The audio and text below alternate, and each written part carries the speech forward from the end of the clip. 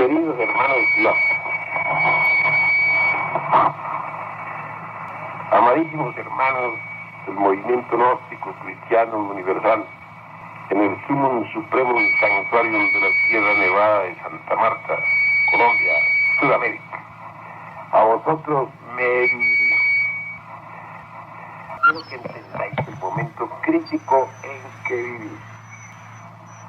Quiero que vosotros marchéis con pasos decididos en la senda del filo de la navaja. Recordad que nuestro lema divisa es telema, voluntad. Y miré, dice el Apocalipsis de San Juan, cuando él abrió el sexto sello, he aquí que fue hecho un gran terremoto, y el sol se puso negro como un saco de silicio, y la luna se puso toda como sangre, y las estrellas del cielo cayeron sobre la tierra, como la higuera echa sus higos cuando es movida de gran viento. Y el cielo se apartó como un libro que se ha envuelto, y decían a los montes y a las peñas: caed sobre nosotros y escondernos de la cara de aquel que está sentado sobre el trono y de la ira del Cordero, porque el gran día de su ira es venido. ¿Y quién podrá estar firme? Sucedió que un día cualquiera, mis queridos hermanos, hallándome fuera del cuerpo físico, en estado de Nirvikalpa Samadhi, hube de ponerme en contacto místico trascendental con el tercer aspecto de Mahakundarini, Proserpina, Hécate, Coatlicue, la bendita diosa madre, muerte, terror de amor y ley. Entonces tomó ella la palabra para decir: ya todo está perdido, el mal del mundo es tan grande que ya llegó hasta el cielo. Babilonia la grande, la madre de todas las fornicaciones y abominaciones de la tierra, será destruida, y de toda esta perversa civilización de víboras no quedará piedra sobre piedra. Oh, madre mía, respondí, entonces estamos ante un callejón sin salida. Transcurridos algunos minutos de imponente silencio, exclamó la adorable: ¿quieres hacer conmigo un negocio? Sí, fue mi respuesta. Entonces tú abres el callejón sin salida y yo los mato. Tales fueron sus palabras. Ahora es ostensible que el negocio esté en marcha. Mientras nosotros entregamos el mensaje para la nueva era acuaria, ella los elimina. La palabra de la Divina Madre Natura siempre se cumple. No está de más recordar con cierto énfasis el 1.000.000 de muertos en el Pakistán, año 1970, y los 70.000 muertos por los terremotos del Perú en el mismo año. Científicos de la Universidad de Columbia han informado públicamente que existe una gigantesca grieta en los diferentes océanos, resultante de las diversas actividades telúricas de los últimos años. Tiene por lo menos 90.000 kilómetros de largo, con una anchura media de 40 y una profundidad promedio de 2,5. La grieta va desde el Atlántico hasta el Índico y desde el Antártico hasta el Ártico. Bordea el continente americano, así como el asiático, creando en el centro del descomunal anillo de fallas submarinas todo el océano Pacífico.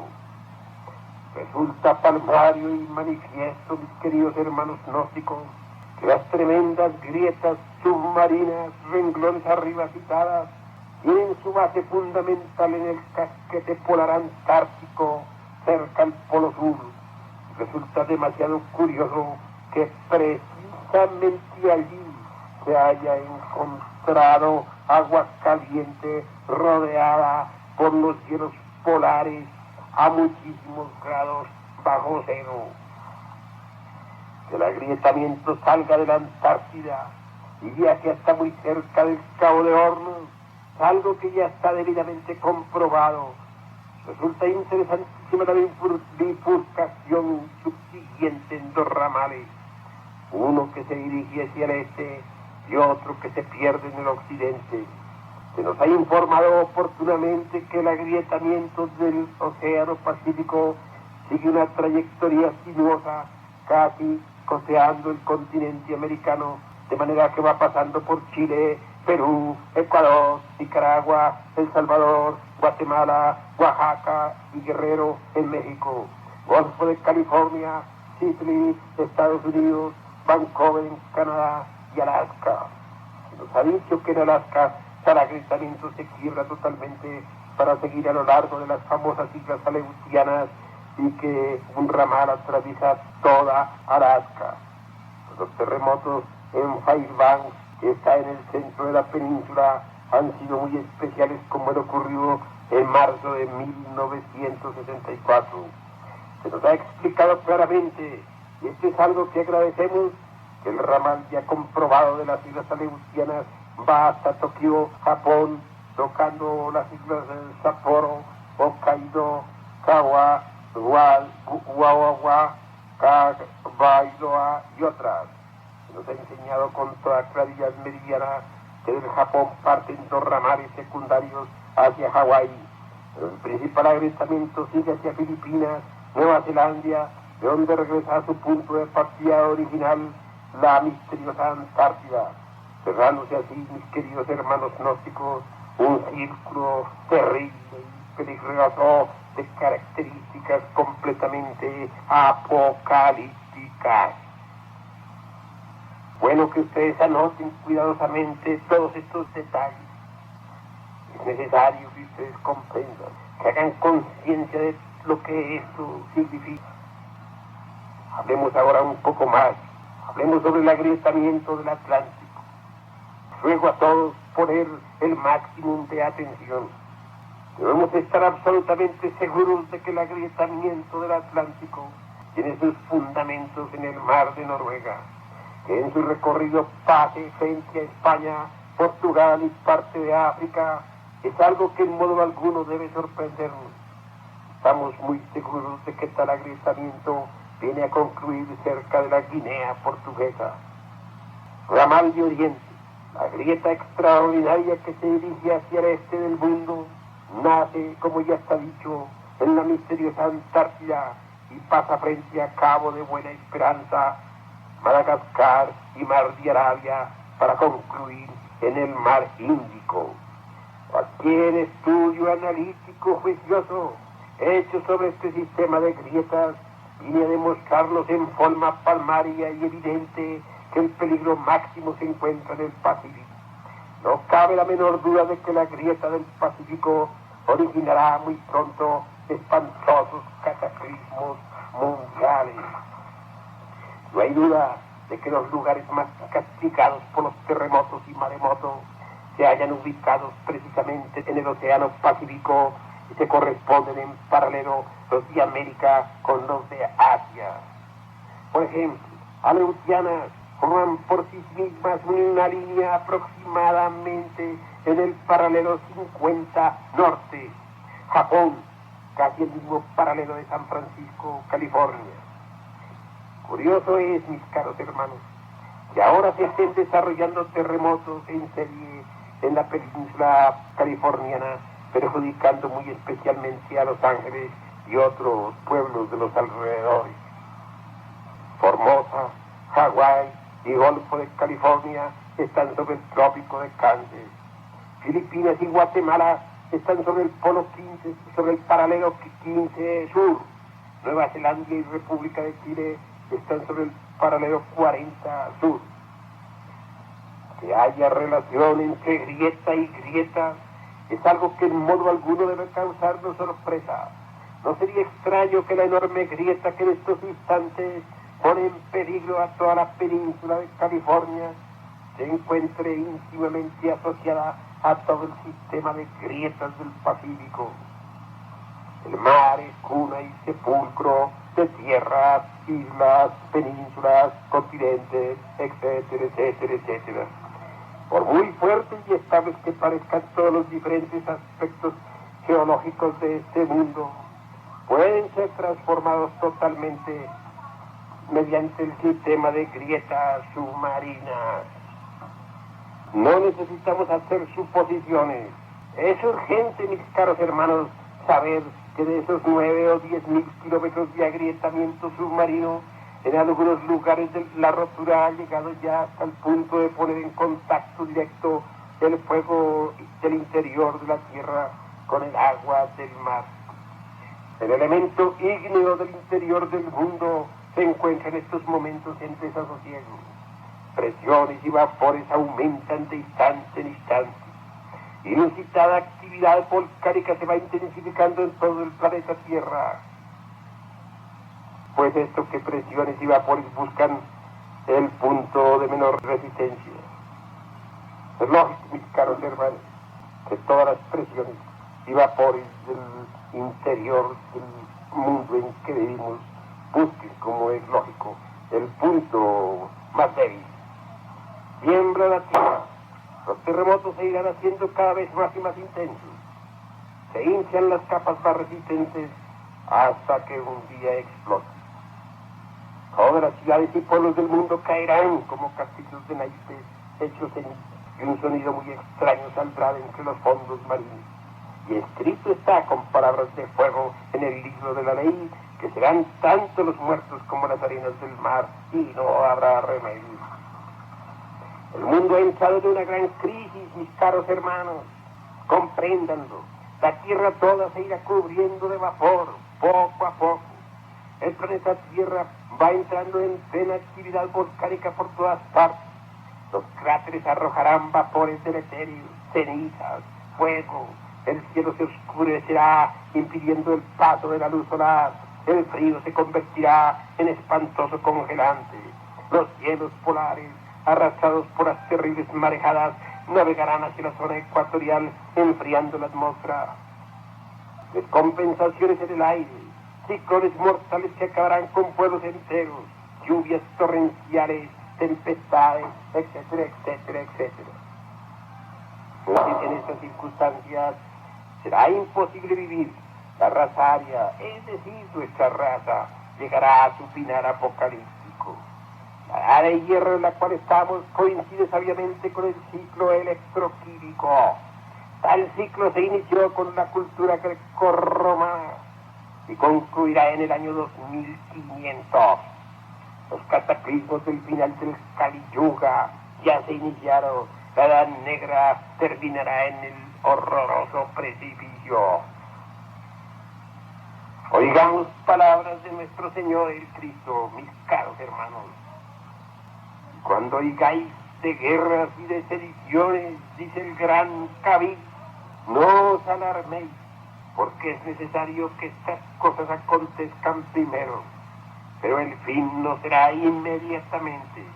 Entonces, todo esto existe un largo proceso en el cual, como es obvio, ya estamos. Entonces les dijo el gran Kabir, se levantará nación contra nación y reino contra reino. Es obvio que esto lo estamos ya viendo. Y habrá grandes terremotos y en diferentes lugares hambres y pestilencias. Y habrá terror y grandes señales del cielo. Los terremotos, mis caros hermanos, en serie apocalíptica han comenzado. Por doquiera hay hambre y enfermedades desconocidas y también conocidas. El terror ha sido espantoso en diversos lugares. Ya vemos grandes señales en el cielo, naves cósmicas extraterrestres y misteriosos fenómenos siderales. Entonces habrá señales en el sol, en la luna y en las estrellas, y en la tierra angustia de las gentes, confundidas a causa del bramido del mar y de las olas. Olas gigantescas azotarán las playas, y de entre las profundidades oceánicas saldrá un extraño sonido. Las guerras atómicas y el abuso de la energía nuclear producirán la descomposición del átomo en cadena y los científicos no podrán controlar la energía atómica. El resultado de todo esto será espantoso, porque entonces quedarán desatadas todas las potencias destructivas de la naturaleza, intensificándose en los maremotos y terremotos, y no habrá remedio. De cierto os digo que no pasará esta generación, esta raza, hasta que todo esto acontezca. Todos los acontecimientos del tiempo del fin se cerrarán con una colisión de mundos. La Tierra chocará violentamente contra otro planeta, inevitablemente. Después de ese apocalíptico suceso, solo habrá un caos, fuego y vapor de agua. Nuestro mundo pasará por una gigantesca transformación antes de volver a ser habitado. La semilla será salvada con el propósito de crear la futura sexta gran raza que habitará en una tierra nueva. Pedro, el gran discípulo de Jesús, el Cristo, dijo: el día del Señor vendrá como ladrón en la noche, en el cual los cielos pasarán con grande estruendo, y los elementos ardiendo serán deshechos, y la tierra y las obras que en ella hay serán quemadas. Continúa Pedro diciéndonos: esperando y apresurándonos para la venida del día de Dios, en el cual los cielos encendiéndose serán deshechos, y los elementos siendo quemados se fundirán. Pero nosotros esperamos, según sus promesas, cielos nuevos y tierra nueva, en los cuales mora la justicia. Es obvio que tales cielos y tierra nueva solo serán posibles después del gigantesco cataclismo que se avecina. Quiero referirme a la colisión de mundos, con la cual concluirán todas las catástrofes mundiales. Gigantescos acontecimientos en estos instantes están sucediendo. Conforme el tiempo vaya pasando, seremos sorprendidos por muchos otros sucesos. Es necesario saber, mis caros hermanos, es necesario entender que somos auxiliados también. Es obvio que para poder salvar la semilla se necesita un auxilio especial. A la Tierra vendrán naves cósmicas que salvarán a los dignos, a aquellos que realmente lo merezcan. Estos ya están siendo llevados secretamente. En otros planetas de nuestro sistema solar hay gentes de las nuestras que ya viven. Esas semillas, serán traídos de nuevo al mundo, exactamente en el tiempo en que la Tierra esté ya dispuesta para nueva vida. Es obvio también, mis caros hermanos, que a la mayor parte de las gentes ya se les vencieron sus tiempos. Se ha enseñado a todos que a cada alma se le asignan tan solo 108 existencias. Si se vence el ciclo de las 108 sin habernos autorrealizado íntimamente, entonces entraremos en la involución sumergida de los mundos infiernos bajo la epidermis de la tierra. Así nos precipitaremos por el camino involutivo descendente.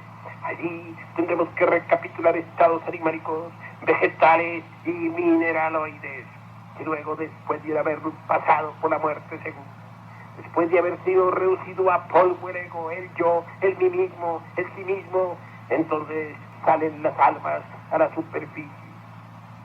Es precisamente en la superficie, bajo la luz del sol, donde se inician nuevos procesos evolutivos que han de comenzar forzosamente desde el mineral hasta el hombre. Vosotros ya lo sabéis, ya estáis informados.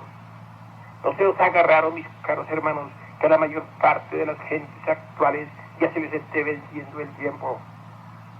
No os extrañéis de eso, por eso es que os digo que los tiempos del fin ya llegaron. Están entrando en estos instantes millones de seres humanos a los mundos infiernos. Y eso lo saben todos los iluminados del planeta Tierra y de otros mundos del espacio. Por lo tanto, los acontecimientos catastróficos han de precipitarse inevitablemente. Cuando eso suceda, cuando la Tierra choque con otro planeta, el cual, como ya les dije, viene en marcha, es obvio que las gentes actuales tendrán que vivir en los mundos infiernos. Sí, allí pasarán todo el tiempo aquel que dure el caos. Después, esas almas evolucionarán, como ya les dije, desde el mineral hasta el hombre. Ascenderán por los estados vegetales y animálicos. Y luego, reconquistado el estado humano, formarán un pueblo nuevo. Un pueblo en el cual el ego no se haya desarrollado. Y ese pueblo será gobernado por gente sabia. Revivirán en la tierra los misterios de los egipcios, de los griegos, de Babilonia, de la India, de la China antigua, etc. Todo se irá procesando poco a poco en el tiempo. Volverán los reyes divinos para gobernar sus pueblos. No os extrañéis, pues, de que en el futuro la tierra tenga luz y sabiduría. El momento crítico es el actual, mis caros hermanos. Sí, es el momento terrible. En otros mundos del espacio infinito se sabe el estado por el cual estamos pasando. Y se nos dará, es claro, ayuda. Serán salvados los que lo merezcan. De las Ganímedes vendrán hombres y nos enseñarán a conocer la cuarta dimensión desde el punto de vista científico. De la galaxia azul recibiremos también ayuda. Hombres de la galaxia azul andarán por todas las calles de los pueblos y ciudades, ayudándonos con la doctrina, enseñándonos el sendero. Esos hombres de la galaxia azul, en un pasado, dieron gran existencia a la humanidad. Pensad por un momento, mis caros hermanos, en lo que fueron las pirámides de Egipto. Es obvio que ellas fueron levantadas no por egipcios, como suponen muchos, sino por gigantes atlantes. Solo así nos explicamos el que tales piedras fueran transportadas a través del desierto. Pero que los ingenieros que le construyeron esas pirámides hubieran sido asistidos por otras gentes, es verdad. Les asistieron los hombres de la galaxia azul. Fueron precisamente hombres de la galaxia azul, aquellos que vinieron en naves maravillosas que tenían formas de peces rojos. Ellos ayudaron a Caldea, ellos ayudaron a la Siria, a la Persia, etc. Actualmente en el Polo Sur, mis caros hermanos, existen ciudades subterráneas sumergidas en las cuales viven hombres de la galaxia azul. Ellos están dispuestos a ayudarnos eficientemente en un futuro inmediato o mediato. También es muy verdad, muy real, mis caros hermanos, que en el Polo Sur, allá bajo los hielos polares, hay ciudades subterráneas escondidas. Sí, allí viven. No os extrañéis que allí tengan civilizaciones esos hombres azules del color del cielo. ¿Y qué diremos del Polo Norte? En el Polo Norte existen todavía sobrevivientes de la primera gran raza, sobrevivientes que saben de nuestra historia y del momento crítico en que nos encontramos. También tienen ciudades subterráneas. Esos son los hombres glaciares, hombres extraordinarios, hombres de la primera edad. En el fondo de los mares existen peces inteligentes que serán descubiertos dentro de poco tiempo. Y de otras galaxias también recibiremos ayuda, mis caros hermanos. De las 7 cabrillas vendrán sabios que se dedicarán a limpiar la atmósfera terrestre, que estudiarán los microorganismos infecciosos, porque ellos saben que un día necesitaremos tal ayuda. De las Ganímedes recibiremos, como ya les dije, no solo la información completa sobre la cuarta dimensión, sino también el apoyo en muchos otros campos de la ciencia y de la sabiduría. Habitantes de distintos planetas del infinito se encuentran listos para ayudarnos. Si actualmente hay laboratorios de rusos y norteamericanos han puesto en órbita, también es cierto que hay otra clase de laboratorios cósmicos. Aquellos que pusieron en órbita gentes extraterrestres. En tales laboratorios se fabrica sangre artificial, porque llegará un instante en que será necesario tener bancos de sangre en el cosmos, en órbita. Sí, habrán gentes de otros mundos que tendrán que ayudarnos hasta en el campo mismo de la enfermería y de la medicina. Meditad en todo esto, hermanos, meditad, comprender el instante terrible en que estamos viviendo.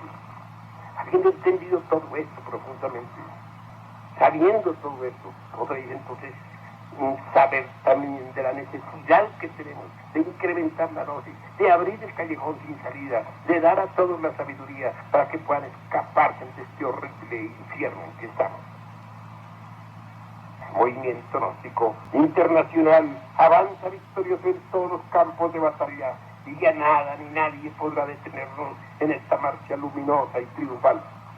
Nuestro movimiento solo tiene un objetivo: iniciar la nueva era acuaria entre el augusto tronar del pensamiento. Urano es el regente de la constelación de Acuarios y esto es algo profundamente significativo, mis caros hermanos. Urano gobierna las glándulas sexuales y por ello el movimiento gnóstico enseña claramente el Sahaja Maituna, la magia sexual, el fundamento esoterista de la nueva era. Urano es a su vez, como primitivo rey de la subversividad atlántida, eso que podríamos llamar Ur-Anas, el fuego y el agua primordiales que determinaron el primer culto lunisolar de la andrógina Io. Ahí precisamente encontramos la raíz de la astroteología caldea y por eso Urano, el Asura Maya, el primer Atlante, no es sino el primer revelador de los misterios sexuales. El sagrado mantra Om Mani Padme Hum equivale a los dioses Sol y Luna, Faro, Útero, en los cuales se halla la clave maravillosa del gran arcano. Io, Pitar, es el Sol, el Faro, Menes, Romani, es el Útero, la Luna, Om Mani Padme Hum, es la flor del loto con sus polos masculino y femenino sumergidos entre las aguas genesíacas del primer instante. Cualquier enseñanza sin el Sahaja Maituna resulta de hecho extemporánea para la nueva era del Aquarius. No es posible ingresar a los grandes misterios de la logia blanca sin la doctrina de Urano, el Asura Maya, el primer revelador. Los cabalistas hebreos descubren la piedra cúbica de Jesús precisamente en el sexo, en los órganos creadores, y esto es trascendental. Es obvio que tal piedra sefibática fue también analizada por los grandes alquimistas medievales. A todas luces resalta con entera claridad meridiana la famosa piedra filosofal de los antiguos sabios. Edificar es indispensable, mis caros hermanos, mas hay que hacerlo sobre la piedra viva, con base en el sexo. Edificar significa construir, erigir, levantar, alzar, obrar, etc. Todas las escuelas de tipo pseudo-ocultista y pseudo-esoterista aconsejan una vida edificante y esencialmente significante, mas desafortunadamente no dan la clave, la ignoran. Edificadores hay muchos, gentes de todas las escuelas y credos del mundo están dedicados a edificar. Aquella piedra cúbica de Jesús, ubicada por los rabinos judíos en el sexo, es el fundamento de cualquier auténtica edificación. Y desgraciadamente, millones de edificadores la rechazan. Jesús, el gran Kabir, dijo: la piedra que desecharon los edificadores ha venido a ser cabeza del ángulo. El Señor ha hecho esto y es cosa maravillosa a nuestros ojos. Por tanto, digo que el reino de Dios será quitado de vosotros y será dado a gente que produzca los frutos de él. Y el que cayere sobre esta piedra será quebrantado, y sobre quien ella cayere le desmenuzará. Pero Pataz, el gran hierofante, dijo: he aquí, pongo en Sion la principal piedra del ángulo, escogida preciosa, y el que creyere en ella no será avergonzado. Para vosotros, pues, los que creen, él es precioso, pero para los que no creen, la piedra que los edificadores desecharon ha venido a ser la cabeza del ángulo, piedra de tropiezo y roca de escándalo. Ese es precisamente el sexo, mis caros hermanos, piedra de tropiezo, sí, y roca de escándalo, vosotros lo sabéis. Son millones los edificadores que la aborrecen. Predicadores de todo tipo quieren escapar de la magia sexual diciendo: tal piedra es la palabra. Pero no quieren darse cuenta que la base del verbo es el sexo. Raro es el edificador que no busque documentos para sus evasivas. Quieren rechazar la piedra cúbica de Jesús. Quieren rechazar la piedra cúbica de Jesús.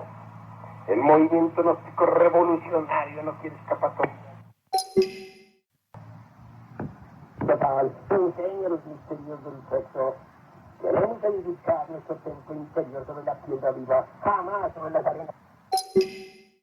Seguimos la senda del cuarto camino, la senda maravillosa de la Santa Cruz. Recordáis, mis caros hermanos, en que parecía que la cruz es fálica, que el palo vertical es masculino, que el horizontal no es femenino. En el cruce de ambos se halla la clave de todo poder.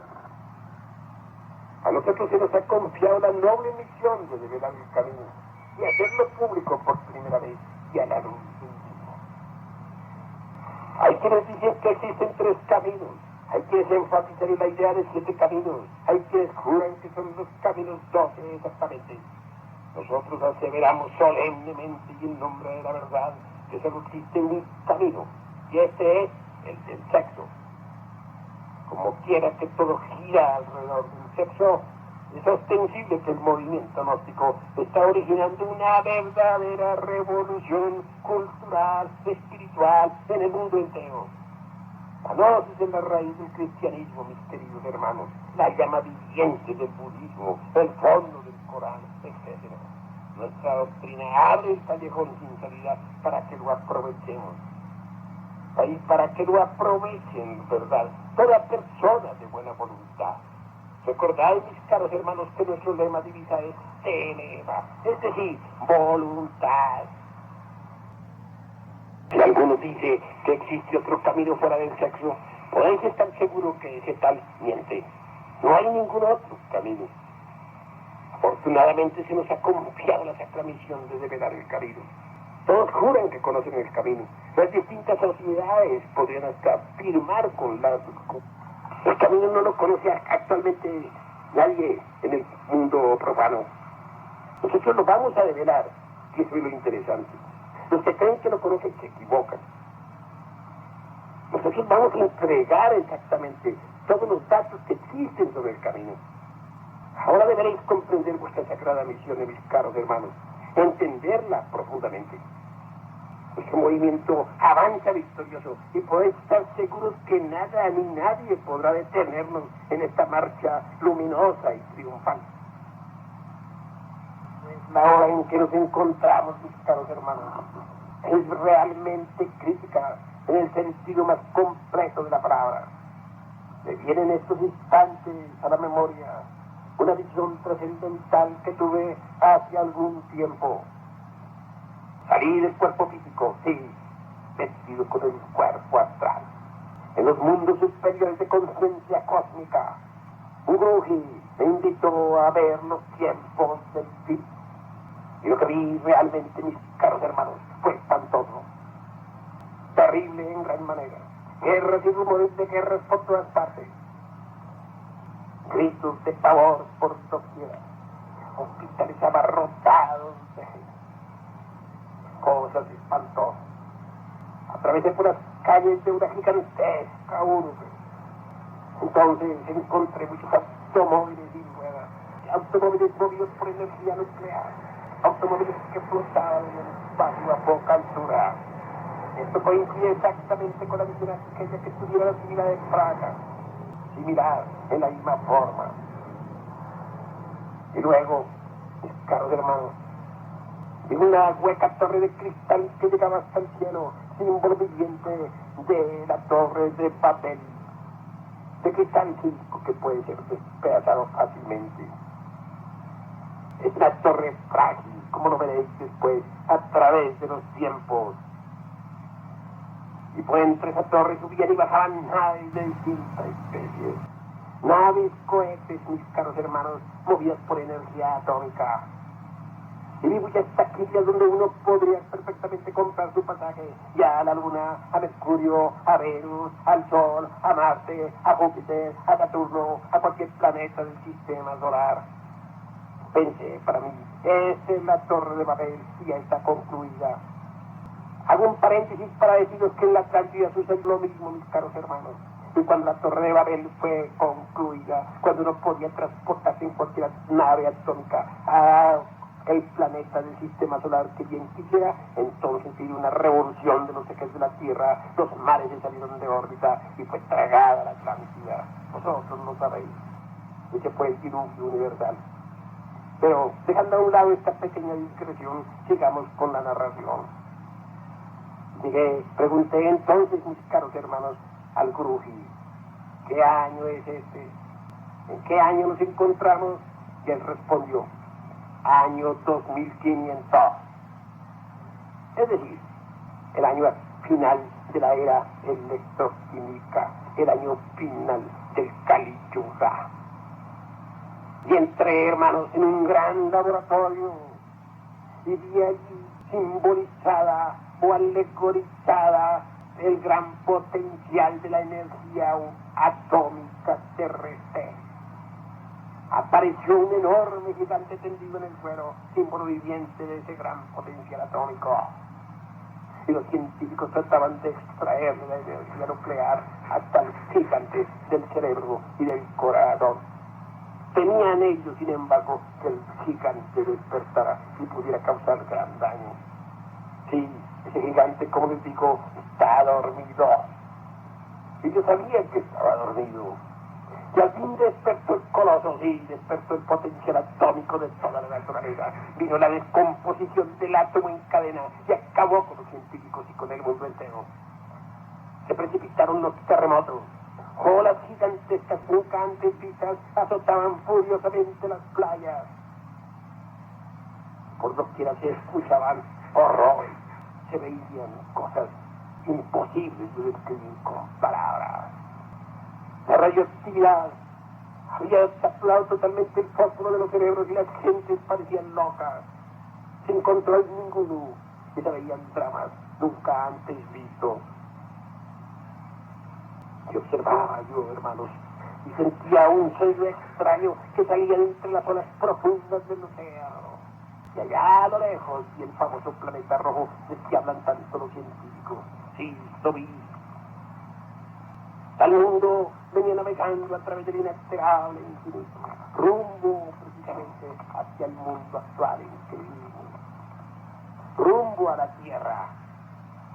Y conforme aquel planeta se acercaba, se hacía gigantesco y gigantesco ante mi vista, y crecía más y más, y parecía un sol radiante y terrible. Y hubo un instante en que cubría todo el horizonte. Entonces yo comprendí, mis caros hermanos, que el choque sería inevitable. Así lo entendí. Y ciertamente vino la colisión. Chocó. Y entonces no se vio, mis caros hermanos, sino fuego y vapor de agua. Desaparecieron todas las tierras. Las dos masas planetarias se fundieron en una sola. Y las aguas de los mares de la Tierra y de los mares de aquel mundo se fusionaron y se desbordaron terriblemente, inundando toda la masa planetaria. Y pereció todo aquello que tenía vida, y no quedó ninguna ciudad en pie, mis caros hermanos. Así terminará el Kali Yuga. Y en aquella experiencia mística trascendental, levantando los brazos, imploré, supliqué a lo divinal que permitiera ver la futura Jerusalén, y dentro del fondo de los hacia del futuro. Sí, pues, hermanos, lo que nos aguarda es el porvenir. Claro que para esa tierra del mañana, para esos cielos nuevos y tierras nuevas, se ha traído la semilla de regreso a la tierra. Esa es la que ahora está siendo llevada a otros mundos. Así pues, se cumplirán las palabras de los profetas con entera exactitud. Los tiempos que nos aguardan son, pues, terribles en gran manera, mis caros hermanos, y por ello os invito a trabajar intensivamente en la gran obra del Padre, abriendo misiones por doquiera, trabajando por los demás, ayudando, y trabajando en nosotros mismos con la dura piedra, transformándola en una piedra cúbica perfecta. Llegaremos a la autorrealización íntima del ser. Científicos hermanos han podido confirmar con entera exactitud la cuestión esta del planeta que viene a chocar con el nuestro. Se han dado noticias por doquiera. Life también hizo publicación. Hay un libro por ahí que habla precisamente sobre el planeta rojo. Se preparan los sabios con bombas atómicas para limpiarlo. Ellos quieren a base de explosiones alejar aquel mundo de nuestra órbita. Calculan que el acontecimiento será para el año 2400 y tanto. No tienen la información precisa en cuanto a la fecha. Nosotros sabemos exactamente que el hecho será en el año 2500. Estamos pues trabajando, mis caros hermanos, nada menos que por iniciar la era Acuario. Estamos trabajando para salvar a los que se puedan, a los que quieran dejarse de salvar. Pero es necesario que demos forma a nuestro movimiento no seco, que lo organicemos cada vez mejor, que establezcamos las 3 cámaras. Nuestro movimiento debe tener exactamente 3 cámaras. Cada lumicial debe tener 3 cámaras para la instrucción de nuestros estudiantes. En el orto puritivo de la divina lengua, que como un río de oro corre bajo la espesa selva del sol. Nuestros centros gnósticos reciben un nombre, y ese es el de lumicial ley. Después de saber, para bien de la gran causa por la cual nosotros estamos luchando, que todo lumicial gnóstico tiene 3 cámaras, o debe tenerlas. A, cámara exotérica o pública. B, cámara mesotérica o del medio. C, cámara esotérica o muy secreta. En términos comunes y corrientes, y para simplificar un poco decimos primera cámara, segunda cámara, tercera cámara. Es deber de la primera cámara atender al honorable público sin distinción alguna, sin diferencias de sexo, raza, clase, credo o color. No es necesario estar consagrado para entrar en la primera cámara. Cualquier persona que pase por la calle puede entrar a primera cámara. Las enseñanzas de primera cámara se basarán en nuestros libros Kinder de introducción a la gnosis, Cartilla elemental, más allá de la muerte, mirando al misterio, etcétera, etcétera, etcétera, pues escribirán muchos libros Kinder. También se consultarán en primera cámara las sagradas escrituras cristianas, mahometanas, budistas, persas, mayas, etcétera, etcétera, etcétera. Se consultará en la Biblia, el Corán, el Evangelio del Buda y muchísimos otros. En primera cámara no se enseñará magia sexual para evitar que la gente que no ha oído hablar se escandalice. Tampoco habrá liturgia para esta primera cámara, pues es obvio que las gentes aún no están preparadas. Oración. En la primera cámara solo se usará el Padre Nuestro al comenzar y al terminar la reunión, pues esta oración se conoce públicamente. Indicación.